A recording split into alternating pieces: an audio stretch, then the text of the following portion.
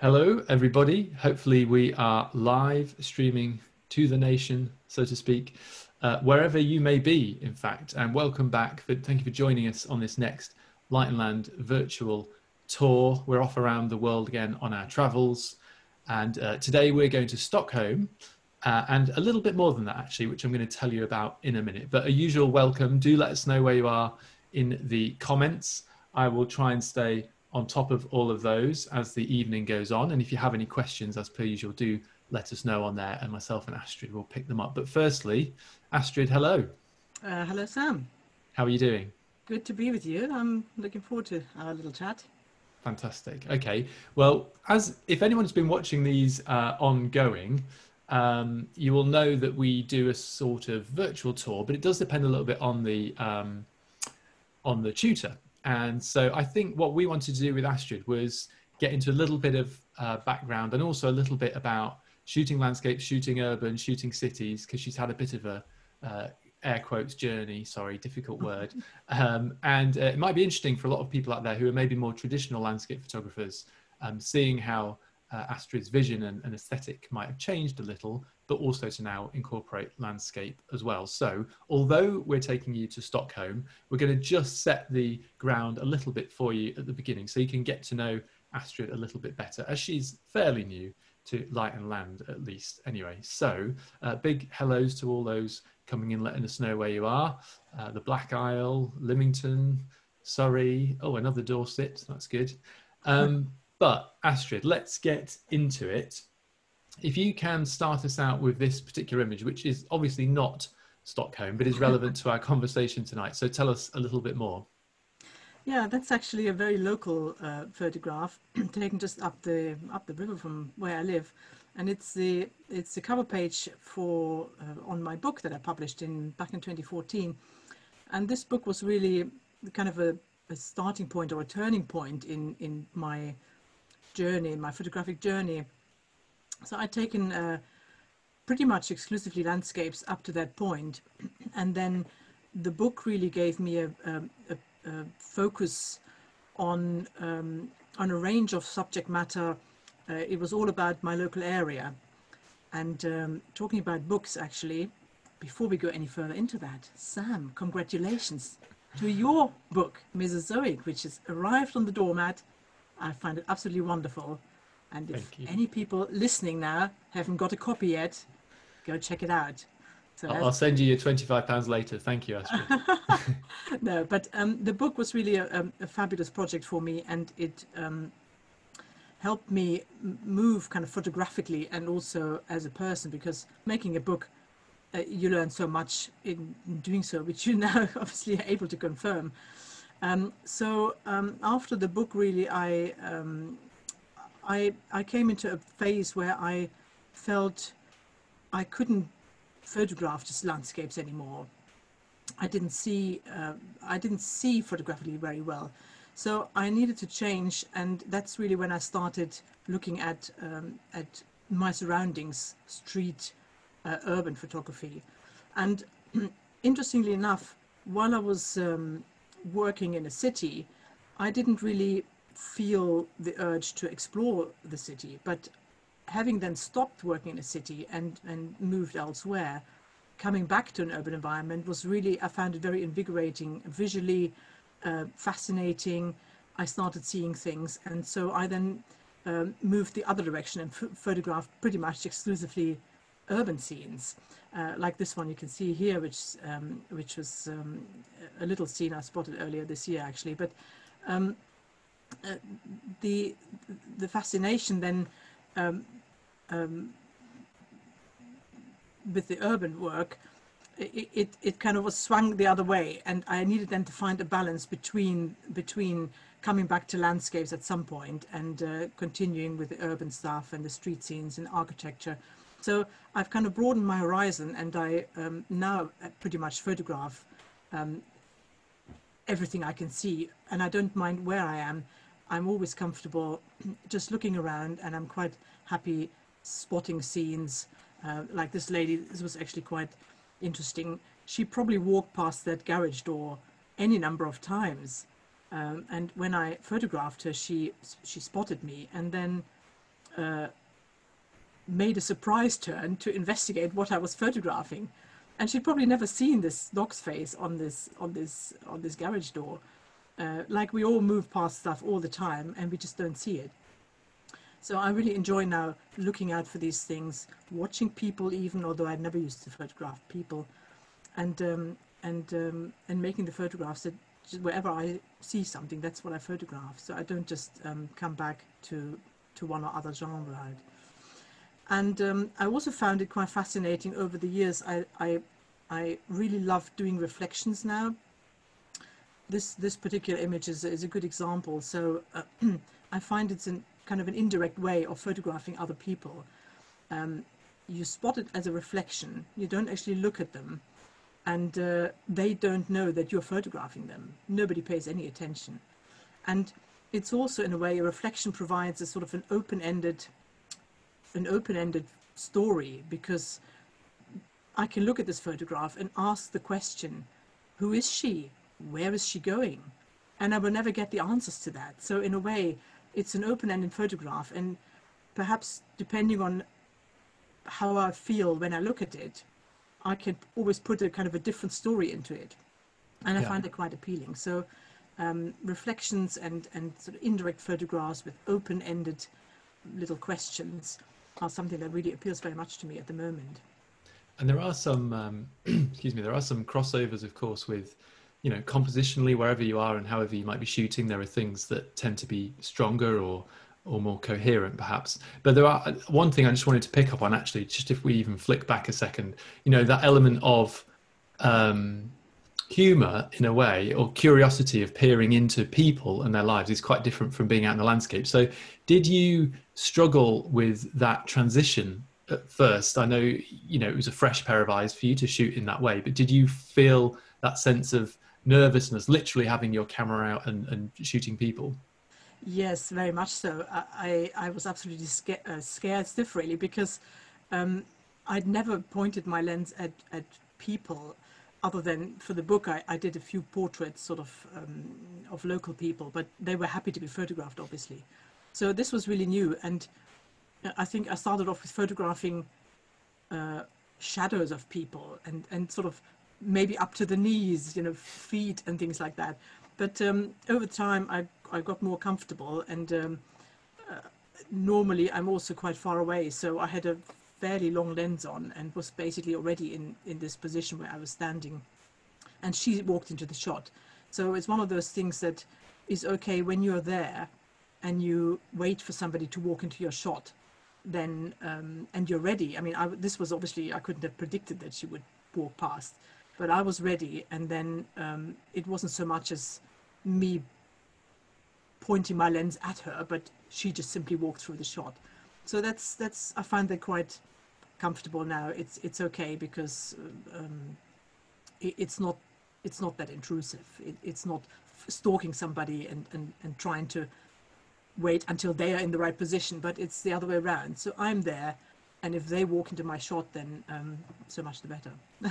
Yeah, I suppose it's in some ways that's actually corresponds with shooting landscapes. You know, we might be waiting for the star, which might be the light, or a little cloud, or a little bit of something coming in, you know, unraveling onto the scene. And perhaps that's kind of really an approach to do street. So interestingly, that you wait for that to happen as opposed to going chasing it. But and if anyone's joining us, we've got quite a few more just coming on the last couple of moments. We're just doing a little bit of background about Astrid, covering some of her origins perhaps with landscape, and then sort of drifting over towards more street and urban, and actually then coming back to landscape, which we're going to get to in a moment. But I know that you've had this sort of fascination in a way with shooting reflections, and how you can play with visual ambiguity, which is a great thing to play with, be that, you know, abstract images or be that literal, but again with some steps of ambiguity in that. And this particular one I wanted to pick up on because you and I both were part of the Light and Land exhibition at the Oxo Gallery, and I'm sure many of the people actually watching may have come along and seen that in London. If you did, thank you very much. But I remember seeing this because this was printed really large, and we've talked about this before. It was pretty much as large if not larger than in reality. So can you just explain this image perhaps a little bit? And then we will transition to Stockholm, everyone. Don't worry, we'll get there. Yeah, so this was basically a reflection in a shop window. I was photographed in London, in the middle of London, and I had a small camera with me with a 50mm lens, so just a fixed focal lens, and I walked past the shop window, and it had these dots on it. And the interesting element that I spotted was that the window was curved. It wasn't a flat window, it was just a sort of a wiggly glass. And that shape of the glass made the building opposite appear in this sort of science fiction like way, because it was a completely straight building on the other side of the road. But obviously fascinating that the shadows reached exactly sort of this midpoint in the building. But what I photographed was pretty much about a meter from where I stood, and that's sort of what I saw. So when we printed it, Charlie Wade kindly printed it for me. We printed it at 1 meter square. So it was effectively a one-to-one reproduction. And the effect such a print has on the viewer and on myself for a start, on us, and then when we had it framed in the gallery, it can't be compared to a small sort of screen view or even on a mobile phone. I find the viewer can really engage with the piece, with the photograph, and with the subject matter much better than when you see it on a screen. So I do print my own work. I print as large as I can, although I can't print quite as large as this one.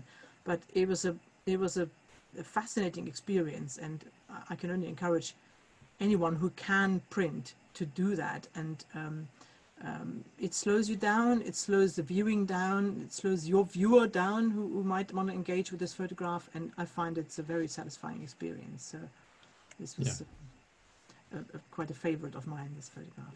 Yeah, we couldn't do this and not put that in. So I'm happy we shoehorned it in there. And we just, in this sort of preamble, as it were, sort of covering a little bit of your background, as I say, before we get to Stockholm, which is where we're going in just a moment. I know you have sort of not come back to landscape. That's not necessarily the right way to put it, but you've reintroduced being in the landscape and shooting landscape, as well as obviously cities and urban scapes as well. So this is some more of a recent image. Yeah, so in a way, I think I now found a balance between the urban work and the landscape. So I'm quite comfortable going back to the landscape. Sometimes I really feel the urge to go out into landscape and make a landscape photograph.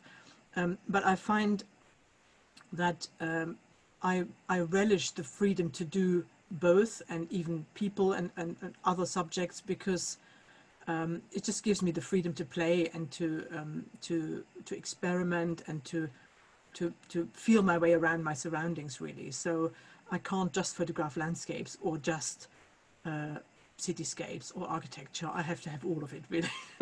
In a way, it gives me the freedom from the restrictions we have in everyday life. But there's so many, and we have to kind of fit in everywhere. But with the photography, I can just be free, and I can do either. I can do landscapes, I can do urban or street, and if I find a nice flower, I might do some macro if I feel like it. I do abstracts, but I find it quite a liberating experience. Yeah, and I think that's a great thing. It's very easy to get put into a box, as it were, and I think actually Paul mentioned this in our live stream last week, which was with Paul and Adrian in New York, and actually you can find those on the live page of the Facebook Light and Land page. But obviously he did a lot of long exposures in his landscape work at the beginning, and it's very quick for people to just say, oh, I know that person, they do X, Y, or Z. So as you've said, it's a good thing to be a photographer more than anything, whatever it might be. It's being visually aware, isn't it, as we've been talking about in all of these chats. And I did want to just throw this one in as well as our last pre-Stockholm shot, because I know you've been exploring some of the cities of Europe, and I know Seville is one of them, and I know there's a couple of others where you do light and land tours as well. So maybe just let us know about some of your city escapades, and then we'll get into Stockholm. Yeah, so we'll be doing a tour to Bruges, we'll be going to Valencia, we'll be going to Lisbon and the surrounding area. So all of them really fascinating cities with loads of photographic opportunities and really nice character of the city. So, and Seville is the same thing.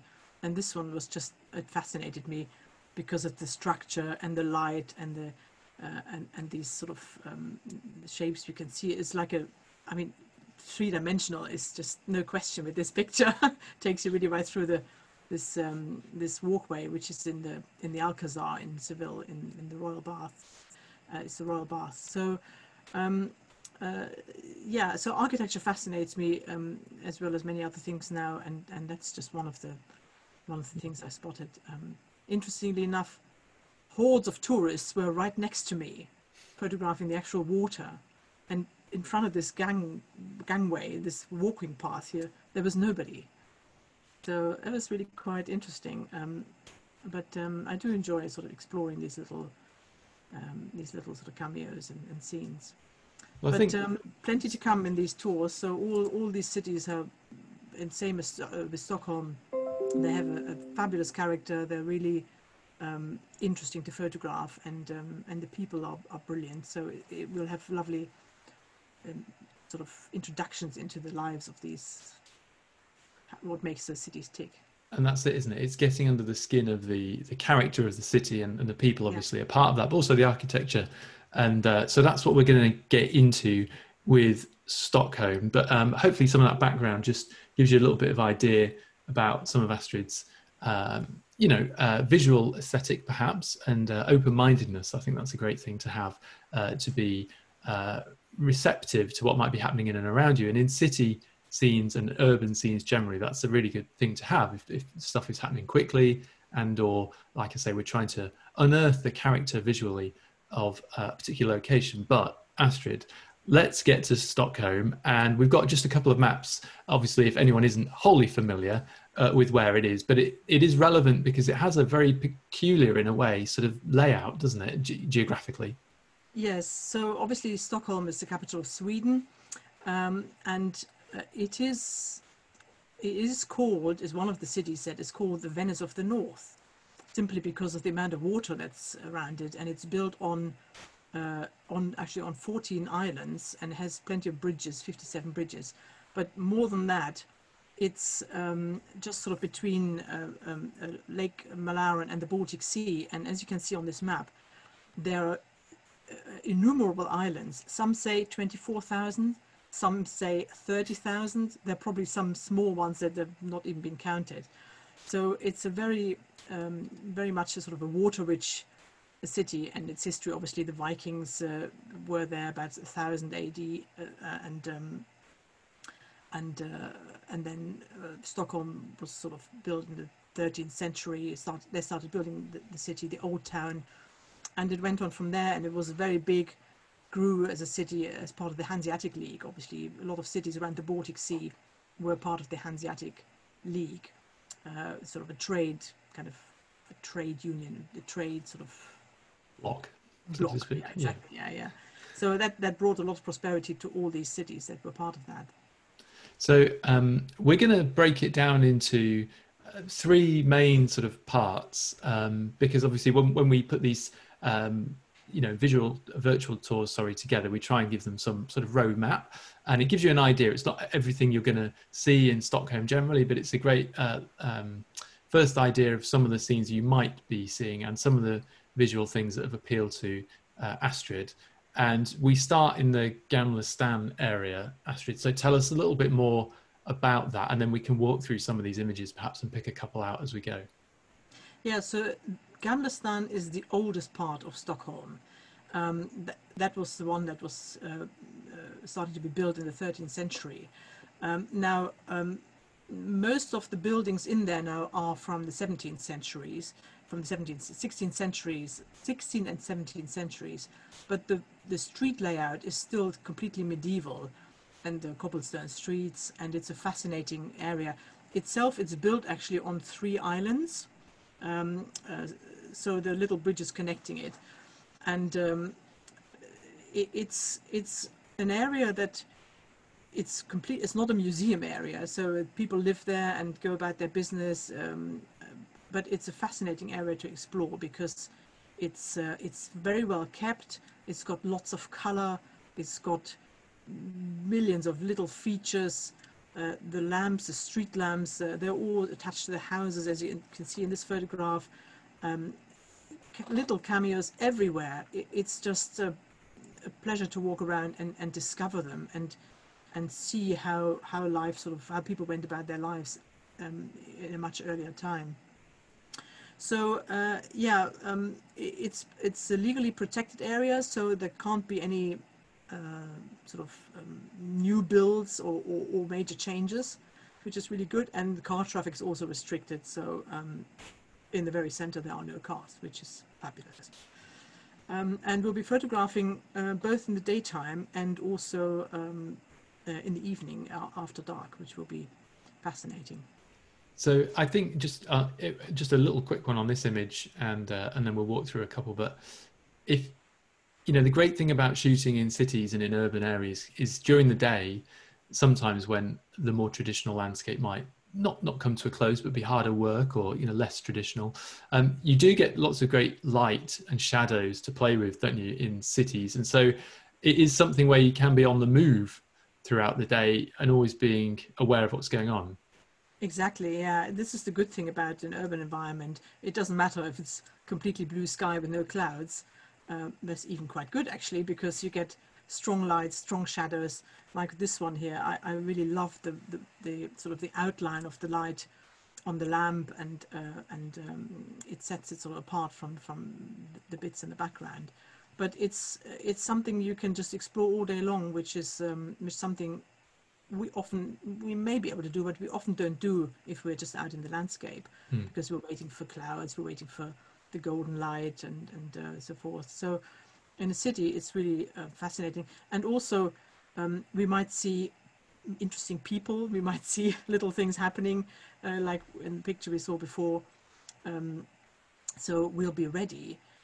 We may or may not use tripods. It's quite easy to move around the city just with a small camera, without a cumbersome tripod to carry around, and I think that's really a big advantage of the city. Great light. The colors are fascinating in Gamla stan. So every house is painted in a different color, but a lot of them are yellowish, maybe brownish, and some red, very warm colors. So it's really just fabulous to explore the colors. Very strong colors there, as you can see here. I love this image because of these windows, because they're windows that aren't windows but are windows. You know what I mean? Yeah.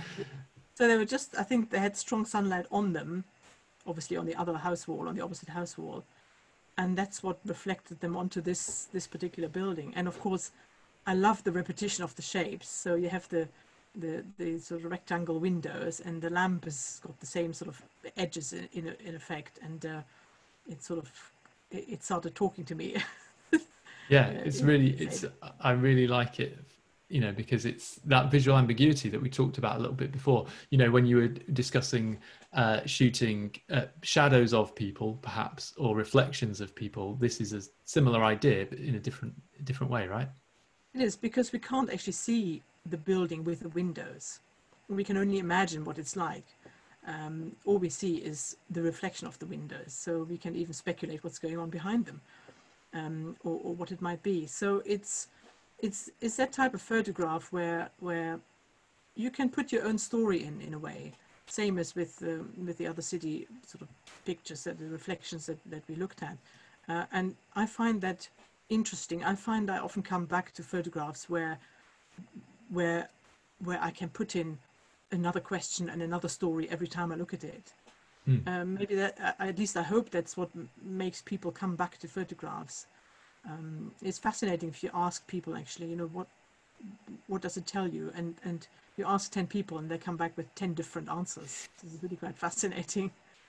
It's difficult to predict, isn't it? But I think the color is an important one. I wanted to kind of pick up on this, and lines and depth, is obviously important in any sort of photography where we're looking at shapes and structures. But this sort of orangey yellow keeps cropping up here, doesn't it? In some of the locations, and obviously if you're shooting in early evening or the lights inside, etc.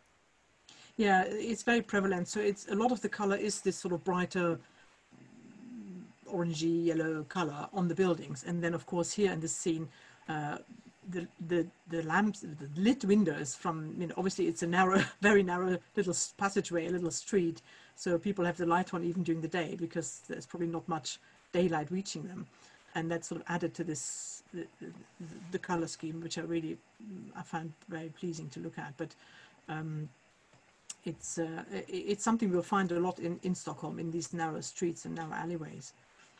And I asked Paul and Adrian about this last week, because obviously New York's a very busy, bustling city, which again we may have our own thoughts about, having been or not been. But Stockholm, I get the feeling, obviously it's a busy place, but it feels quite relaxed, and everyone seems very orderly and organised and clean and safe. Yeah, it is busy, and at the time of year we're going, people are out. It's after. So initially, in winter, it's obviously all is locked down. Everything's cold, everything's dark. Stockholm is obviously a bit further north, but in the spring, summer, and autumn, early autumn, when we're going, it's busy. People are out in the street. I think there were the discussions now also with the lockdown and the not so strong measures that they had. People needed to be out. March, April, they needed to be out after their long winter, and that was the overriding consideration, I think, in their sort of approach. But people are there, but still, even the daytime pictures that we have here, it wasn't difficult. We didn't have to wait for hours to have an empty sort of view. It's relaxed. People don't mind you photographing. I had one person approach me, actually. I was pointing my camera down in that area, somewhere down a stairwell to an interesting door. And a person comes out, I think it was some sort of pub, and a person comes out and say, "What are you doing?" And I thought, oh gosh, he's going to sort of have a go at me for photographing this kind of private property or something. And I explained what I was doing, and he said, "Oh, brilliant, let me have a look at your photograph, and just make sure, you know, you don't tumble down the stairs, and the people who want to come into the pub can get in." And so people are very relaxed, people are very friendly. It's really nice to interact with them. They all speak English perfectly, which is brilliant. So we can really get under the skin of the place without having to go out of our way. Really, it's very welcoming and very very relaxed. Yeah. And we mentioned it's the Venice of the North, which everything gets called the Venice of wherever, doesn't it? Apart from Venice, Venice is the Venice of Venice. But having been a visitor to Venice many times because of my Italian connections, this particular image I wanted to show because obviously, again, we talked about it being a nice place to explore and safe place, and the colours. But obviously, shooting at night has its own kind of vibe, doesn't it? And I know you've shot a lot of stuff at night in London, and various parts of London you can find when you put them at night, it feels like a totally different place. There's a timeless element, perhaps, to some degree. Yes, there is, and what we see during the day just changes completely when the lights go down and the daylight goes down and city lights come on.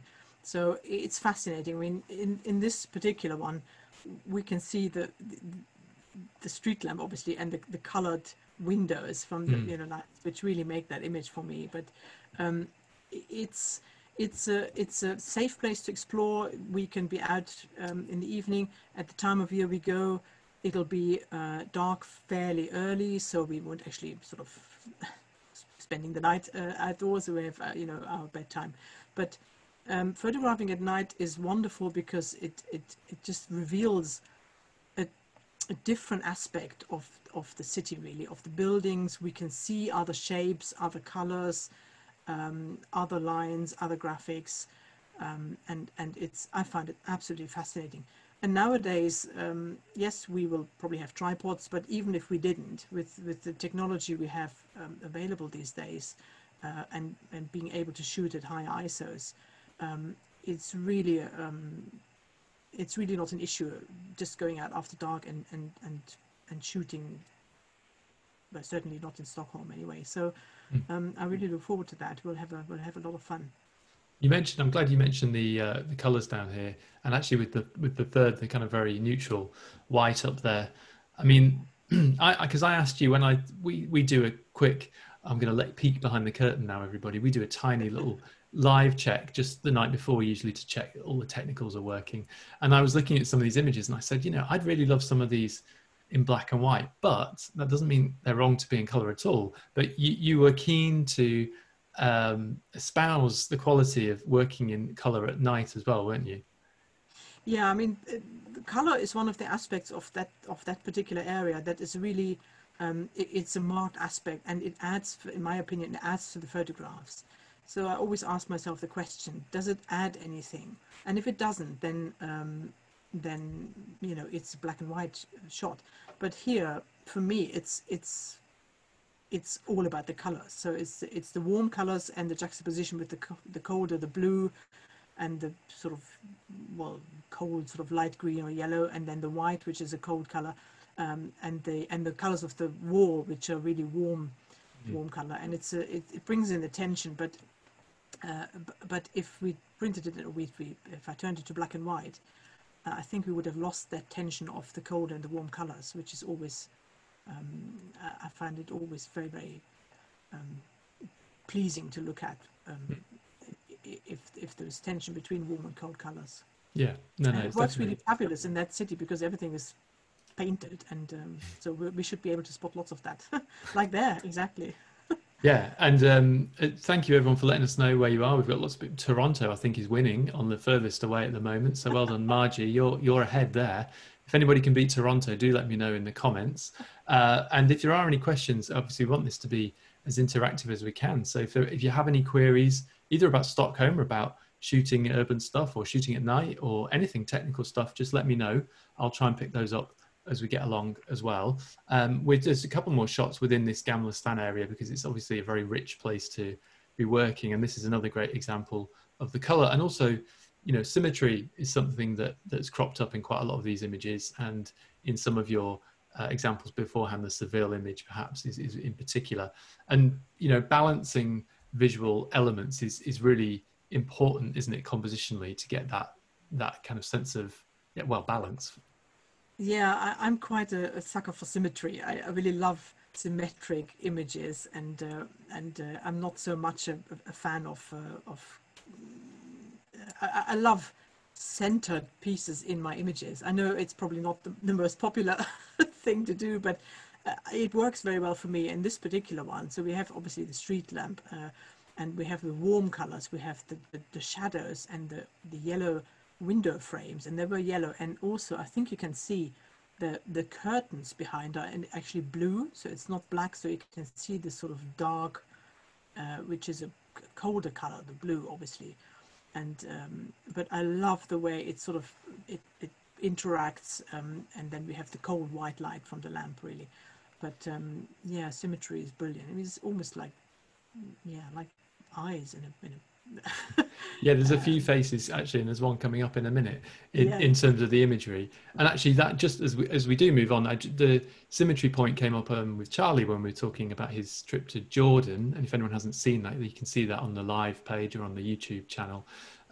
It was amazing how there was natural symmetry, and also in some of the architecture which was built hundreds and hundreds of years ago. And why we find symmetry appealing as humans is probably a topic for another day with somebody more qualified than myself. But I will move us on, and I've opened up a tin of worms with the locations because we've got Austin, Texas and Cape Town trumping the Toronto bid. So again, let me know if anyone can beat that. But we're moving pace. We're coming out of Gamla Stan, and well, we're certainly going into a different visual style here. And I really enjoy this one, Astrid, for a few reasons, which we might get to. But can you just give us the outline? Because this, for me, is the epitome of pre-visualization and excellent timing. Well, yes. Actually, I don't want to tell you how much time I spent on that in that location, but it was just a railway bridge coming into the station, basically just outside the station. So the trains were not running particularly fast. And I spotted this sign. I thought it was just a game, and perhaps it intrigued me because I was actually thinking about this when we prepared this. When I photographed it, I was perhaps not in the best sort of mental frame myself, And it struck me, and I wanted to make a photograph of it with the trains behind. Obviously, this was a warning for people who might consider doing harm to themselves. And so the trains not being particularly fast, I was then trying to just capture a train, moving train, in that in the frame with the sign. And the added benefit was that at the height at which I was standing, the clock appeared in one of the windows. That clock in the right window of the train, you can see, and it's 5:15 in the afternoon. And in a way, for me, it sort of fitted together with the train and the sign as a very powerful, powerful image, really. I don't know if I can explain it much better. Maybe you can explain it better, but it was a thing I spotted, and I felt I needed to make a photograph there to sort of combine those elements, the clock and the train and the sign, and it just worked out beautifully. I think sometimes that happens. You don't always know quite what that is or how to put it into a picture sometimes. But I think the only thing I would say, and I'm going to pick up on a question actually from someone in here just a moment, is that, sometimes you don't quite know what it is, but do try and take it, because you will kick yourself if you didn't do something with it at the time. And I'm just going to pick up a couple of questions if I can. Thank you for sending these in. So question here about top tips for shooting in color at night. Now, I'll be conscious a little bit of the time and what we have still to get through, but any top tips, I presume that might be to do with things like white balance settings or, et cetera, et cetera. So color shooting at night. Yeah, I have my white balance settings on auto all the time. I never change it. If I need to make any adjustments later in Photoshop, I move the slider slightly, but pretty much auto white balance it is. When I shoot at night and I shoot for the color, like in these images we had, the color was a big element. Then I want to retain, say, the warm element or the cold element of it. I would never want to change it in any way because it's part of the feel of the image. So for me, it's auto white balance, and the camera usually reproduces it faithfully, and I don't make any changes. I don't think any of these images that we've seen here had any changes to the color applied at all. This was complete auto white balance, and it captured the colors of the buildings and the lamps, and that's exactly what I wanted. There were strong colors, and I left them as they were. So I would not, if we make them more neutral, very often images lose that the element that the color adds to the image. And unless we want it in black and white, then if the color does add to the image, then why change it, unless it's a really unpleasant color cast. But none of these images at night, also the London ones I've shot, have any sort of unpleasant or strange color cast. So I leave it as untouched as possible. Okay, yeah, I think that's good. If you stopped because you enjoy the color that you're seeing in front of you, don't get rid of that in your edit, I suppose, is the point as well. Another quick one about the night shots, and then I'll move us on. Hopefully that answered your question though, Jen. This is from Chris. In the night shots, the street lamps don't seem to be totally blown, and by that obviously means the highlights, not the glass. How did you achieve that, please? It's just I mean, they're not particularly bright, and it's a question of working with the exposure and seeing that the highlights are not blown. There is no way you can use a filter or anything to sort of balance it. So this is as shot, and however dark the background appears, it's an old type lamp, so it's not particularly bright. It's not one of those very modern street lamps, so it is a little bit dim anyway. And I just check the histogram, make sure that the highlights are in, and then potentially I might afterwards lift the shadows a little bit in post-processing, so I see the details. So like the curtains here, the blue curtains, I didn't want it to appear completely black. But other than that, it's just making sure that the highlight is in and let the camera do the rest, and perhaps just lift the shadows a bit at the end. But it seemed to work in an old city with old lamps and fairly. It's like with some of the gas lamps in London. If you have 7 elements and only 2 are working, it's already pretty dim, and you actually have no problem Yeah. working there. Also, we may have had some ambient light still in the sky, so we shot at 7, 8 o'clock. So we'll be in September. That was in March, but it's the same kind of light level. So initially, as long as there's a bit of ambient light still around, then it's not a problem at all. Okay. Just the histogram for sort of. Yeah, check your histogram, everyone. Don't let those highlights go, because probably the shadows you can bring if you need to. But also, as Astrid's done here, you mustn't be afraid of letting dark be dark, because it is dark. But I wanted to get us into the underground, because, or the metro, I should say, because there's some really, really cool imagery on the walls. And we've got a couple of these to show you. Which, I mean, talk about color. We're into crazy big, really punchy, fun colors here. Slightly scary image. Hopefully there's no kids watching. But tell us, Astrid, because we've got this and another, and I may flick between them, but it's interesting because of the color, but also because of the kind of social commentary is not the right word, but social awareness that Stockholm might have. Yeah. So the underground in Stockholm is really a fascinating place to photograph.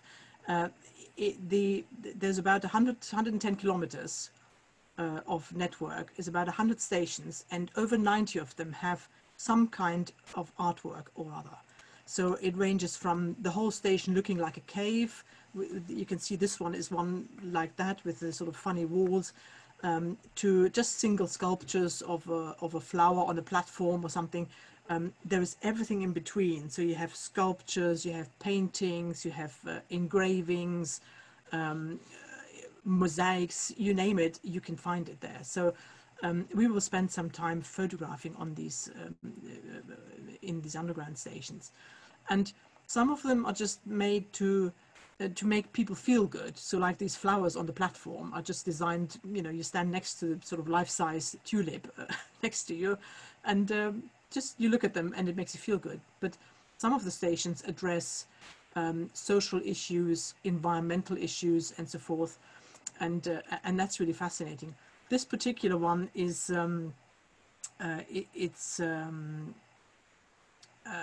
it's based on cave paintings, on cave drawings that were made in that area a long time ago, and sort of rock carvings basically that they had. And in the same station you have all sorts of little symbols that interact with the signs and with the billboards and the banisters and all these things. So it's a fascinating thing. And here we have these ones obviously are based on some sort of rock carvings. You see the devil on the right and the woman on the left, and everybody can make up their own mind of what they want to put into this image. But I found it fascinating. That's a really wonderful place to take pictures. It's very colourful. Yeah, so this one, for example, this is in one of the stations. The green colors are for the trees and the environment, and the red colors symbolize the sunset. In that particular station, it's also in a cave shape, effectively.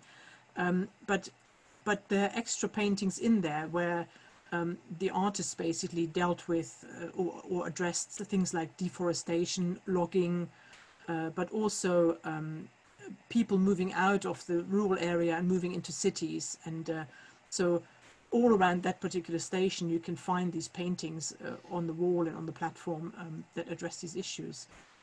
It's fascinating. The people are very sort of socially aware of issues. There's also I think it's coming up, the next picture or the one after that, about immigration and various other issues. So they're all addressed in these stations.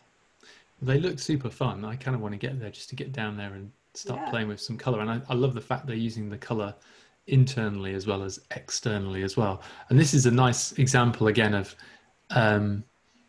juxtaposition, perhaps timing as well. Obviously we have our chap, obviously modern man with his phone in his hand. We're all guilty of that most of the time.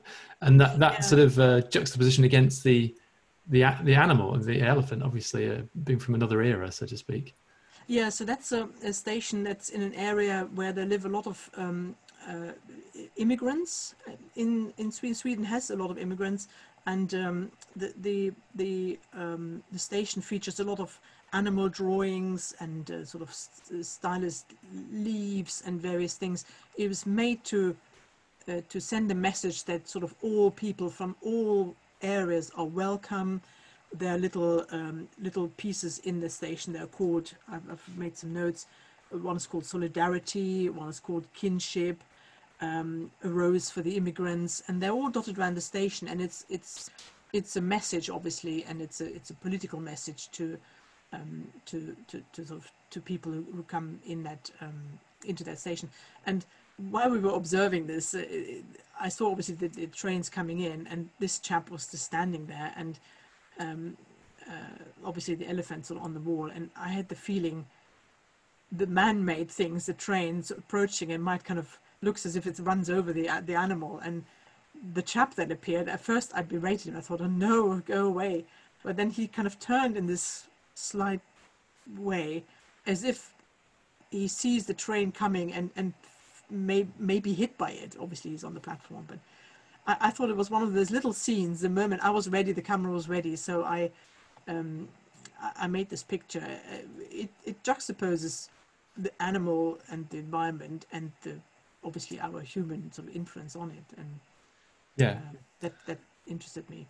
And lovely, even from a compositional point of view, these lovely lines, diagonals here of the lighting, and the diagonal here, and all on the floor as well. So whenever you've got this movement, with the V shape, as it were, it lets that movement unfold into the scene. Yes. I'm gonna just keep us honest for time purposes. And welcome to the 6 of us from Melton Mowbray Photographic Society who've joined us. Not as far away as Texas, but we have great pies, and that is absolutely true, which seems a long way from the metro and these kids' sort of images. And this is just another great example, a little one, isn't it, of the kind of fun that they try and inject. It's not quite like being in the tube, is it, in London? No, this is a station that's got lots of drawings and things based on children's figures on maybe TV or sort of cartoons or something, and you find them all around the station. It's absolutely hilarious to sort of explore them and just photograph the little bits here and there on the floor, on the ground, around the corner. It's just one of those things. And Astrid, sorry, I'm going to pick up a question here. It's coming from Andy. The metro looks amazing. Do they mind you shooting down there? Obviously, it's quite tough in London at times. Yeah, no, so you can make photographs for your sort of personal use. That's not a problem. And the metro is tacted, it goes every 10 minutes. And the people get out of the train, they go, it takes them 1 minute and the platform is empty. And then people know exactly when the next one comes. So you have sort of 8 minutes before people pile onto the platform again for the next train. And nobody challenged us. It was just, obviously for personal use, you can photograph. It's fine. And I had no issue anywhere in Stockholm with being challenged for photography. It was perfectly fine. That's good to know. Imagine that, tubes coming on time and people being orderly on and off them. It can happen, people. It can happen.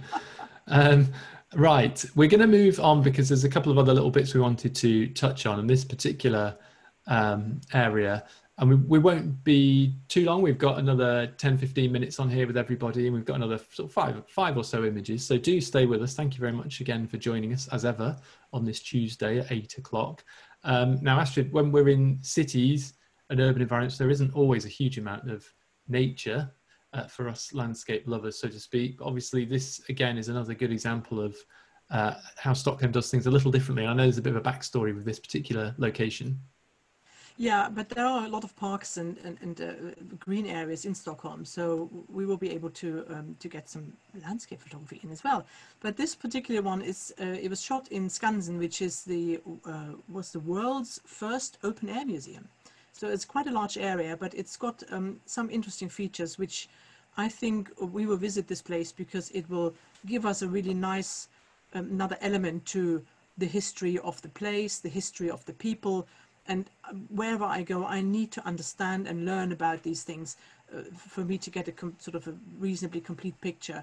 It makes it so much more enjoyable, really, to get under the skin of the place. And Skansen has a number of buildings that were saved, basically, from other places and transported there and rebuilt, like churches, wooden churches, and so forth. and it's just a fascinating place. The people that live there in their old sort of old traditional clothes and make their butter and what have you, all these things, and you can talk to them, and it gives us a brilliant insight into the sort of everyday life.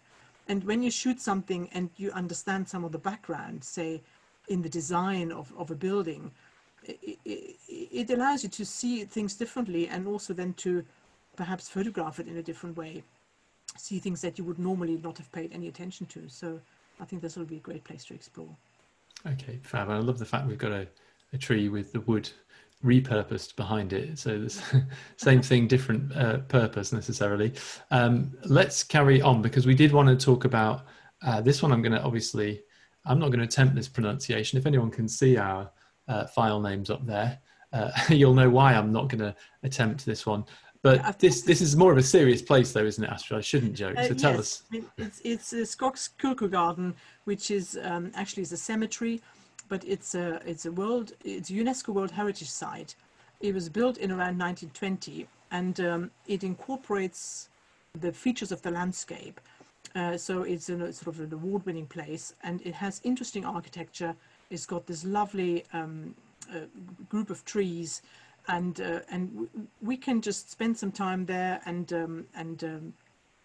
rest and calm down and explore it. There's tree avenues in various places, but it's an interesting place to visit, and I think there's a number of famous people buried there, but we won't go into that, and that's sort of not the reason why we go there. But I think it's worth exploring, and it'll give us a chance again to shoot some landscapes, because this is sort of a nice, has obviously an urban element with a built-up wall and things, which we'll see as well in the next picture. But it's an open space. It's worth having a look, and so here we have a black and white one actually. So yeah, I was going to ask whether that was from the somber nature of the place, perhaps. Actually, did that not. affect it? I don't think so. I just think the color at the time didn't add to the picture. So for me, it was all about the trees and the structure and the symmetry of the place, and you can almost see all the single little branches and twigs, and that's what fascinated me rather than the color. But you see, I think the next picture shows. We then explored some of the details really when I was there. It's probably gone next time we go there, but people leave little sculptures, little things there, and one can just wander around and see what speaks to you really, and make photographs. And here I have this color photograph because I thought it was actually quite a beautiful scene. I left the color in it. I found it blue is always sort of a hopeful color in a way. I really love that. So it's a great place to explore. There's a little pondering look on the face there, isn't there? I think maybe, like you mentioned, having that open space where, it's maybe a little quieter, contemplative, perhaps. Exactly. People can just tune into a different frequency, so to speak. Exactly. Yeah. Which is always good in a busy city, if we find a space to actually just immerse ourselves in a way in a different element of it. Yeah. And as we sort of draw towards a close here, there's another lovely image that I wanted to put in, because it touches on quite a lot of the things we've talked about actually, in terms of light and dark, color, symmetry, hope in a way, perhaps awareness, remembrance. Also, I could keep going. I won't. But this is a peculiar little scene. What's going on, Astrid? Well, that's just a window I spotted, and as you do, I tried to capture it. I mean, I love the color scheme in it. I love the tulips, the red of the tulips talking to the candlesticks. There's a little symmetry, so two elements are always nicer than one, because it's sort of, they talk to each other. We have the candles on one side and one candle on the other side, and I mean, there was nothing I could do about the kind of lampshade behind. It's obviously somebody's house, but I just walked past and I loved this, the warmth of it, and I needed to photograph it. So it's again, it's in a way another image of an open-ended image. You can perhaps imagine what's going on behind there, or why the flowers are there. Could be for a birthday, maybe, you know, a lover, or for all sorts of reasons. So you can look at it as a viewer and can sort of contemplate what's going on, and and linger on it. So it's again one of those images, that the scenes, that appeals to me quite a lot.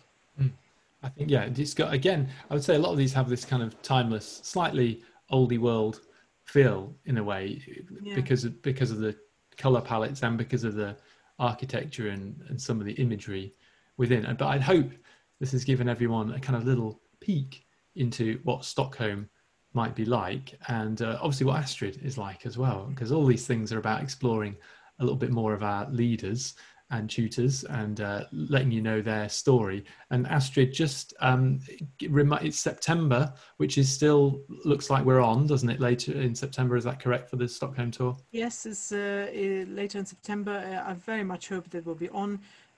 If things progress as they do, we don't need vehicles there, so we don't need to cram into a vehicle, so there's no problem there. We can space ourselves in the place. So if we can travel safely, then it should be on. So I'm really looking forward to it, and I do hope that everything will be under control. Yeah. And legal and all the rest of it. So well, on that point, should be on. The Light and Land team are working very hard in the background at getting everything in line for making things happen when they can happen in a safe manner. And so there's lots of communications going on behind the scenes, which is not strictly to do with Stockholm, but to do with everything that Light and Land are doing. So don't worry, we are on that, and there's a lot of thought going into it. I would just, Astrid, a huge thank you for coming on tonight and taking us through Stockholm. And if anyone actually check out, there's a couple of spaces, I think, although it's fairly full, the Stockholm one, but there are other city tours that Astrid does, both in the UK, Liverpool, London, I believe, and obviously the other European ones, which we've mentioned with Bruges and others as well. So do keep up with what she's got going on the Light and Land website. I have to say what's next, and I'm afraid everybody, what's next is me. You're going to have me talking to you about the Dolomites. We're going to Italy next Tuesday at 8 p.m. In fact, I should be there now doing the tour this year, which obviously hasn't happened for the obvious reasons, but I'm going to be taking all of you there next week, and you can enjoy me talking about mountains, about light, about black and white, and about some of the myth and legend behind the Dolomites and how it came to be what it is today. But Astrid, massive thank you for coming on. Thanks for having me. It was a pleasure to talk to you, Sam. And if anyone wants to catch this again, if they didn't get all of it, you can rewind once this has gone live on the Facebook page, or we will also put it up on the YouTube page in the next few days as well. But as I say, thank you again. We've got lots of nice comments coming in. We've actually got somebody in Sweden, fantastic as well. Oh, fantastic. Maria, I wonder where you are in Sweden. But for everyone else, thank you for joining us. We will be back next Tuesday, 8 p.m. with myself in the Dolomites. But from me and Astrid, good night for now. Good night.